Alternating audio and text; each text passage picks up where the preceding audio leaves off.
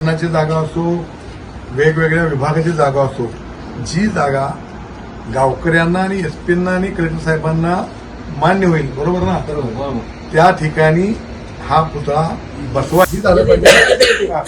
गेले 3 दिवस झाले अंजनगाव खेलोबाचे इथं छत्रपती शिवाजी महाराजांचा अश्वारूढ पुतळा बसवण्याच्या जागेवरून एक वाद निर्माण झाला होता. देवस्थान आणि गावकरी असा तो वाद निर्माण झाला होता.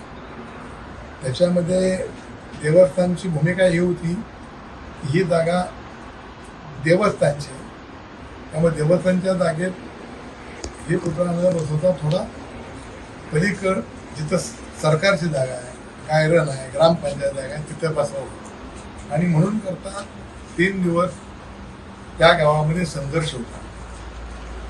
परंतु आज आमच्या जिल्ह्याचे पालकमंत्री दयाभाऊ गोरे साहेब, या विभागाचे आयजी फुलारे साहेब, नूतन इथले जिल्हाधिकारी नवीन आलेले कार्तिकी साहेब आणि आपल्या जिल्ह्याचे एसपी साहेब सन्माननीय कुलकर्णी साहेब यांच्या समेत मराठा समाजाच्या काही गावातल्या ग्रामस्थांची बैठक झाली.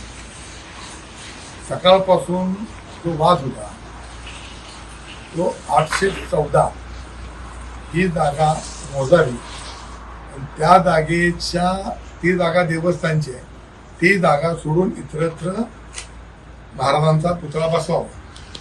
आणि मराठा समाजाची मागणी होती की तुम्ही सक्षम अधिकाऱ्याकडनं ती जागा मोजा, आणि ती जागा मोजल्यानंतर जर शिवाजी महाराजांचा पुतळा त्याच्यामध्ये आला तर दुसऱ्या ठिकाणी आम्ही हलवायला तयार आहोत.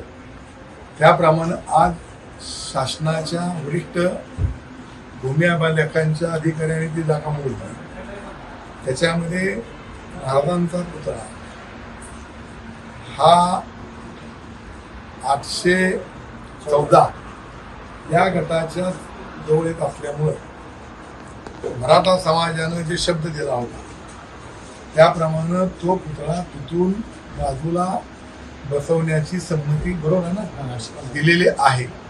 परंतु आता ते कुठं बसवायचा या संदर्भामध्ये शेवटी शिवाजी महाराजांचा पुतळा बसवत असताना तो देखण्या जागी सगळ्यांना दिसला पाहिजे आहे, सगळ्यांना त्यांच्यापुढे नतमस्तक झालं पाहिजे आहे, अशी जागा निवडावी अशी आमच्या ह्या सगळ्या ग्रामस्थांची मागणी होती.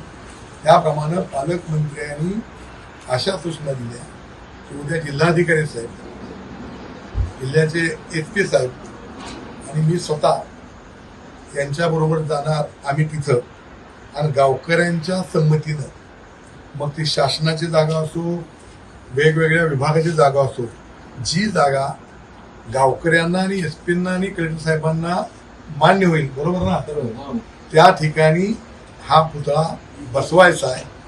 आणि त्या पुतळा नुसता बसवायचा नाही तर त्याला शोषित करण्यासाठी पालकमंत्र्यांनी 1 कोटी रुपये उद्याच्या उद्या मंजूर करण्याचं आश्वासन या सगळ्या मराठा समाजाच्या मंडळाला दिलं आहे. त्याबद्दल मी त्यांचं स्वागत करतो आणि मराठा समाजाच्या माझ्या सगळ्या कार्यकर्त्यांचं मी तर अभिनंदन करतो की तिने ह्यातून मार्ग काढला, त्याबद्दल धन्यवाद.